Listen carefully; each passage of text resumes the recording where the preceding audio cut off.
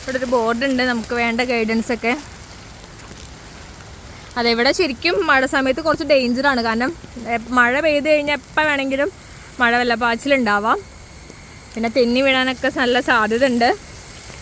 പ്രത്യേകം നമ്മളോട് ഇവിടെ വന്നപ്പോൾ പറഞ്ഞട്ടോ പുഴയിൽ ഇറങ്ങരുതെന്ന്. നമുക്ക് ഇവിടുന്ന് കുറച്ച് ദൂരം പോകാനെന്ന് പെർമിഷനുള്ളൂ. ഹായ്, നല്ല ഭംഗിയുള്ളൊരു സ്ഥലത്താമുണ്ട്.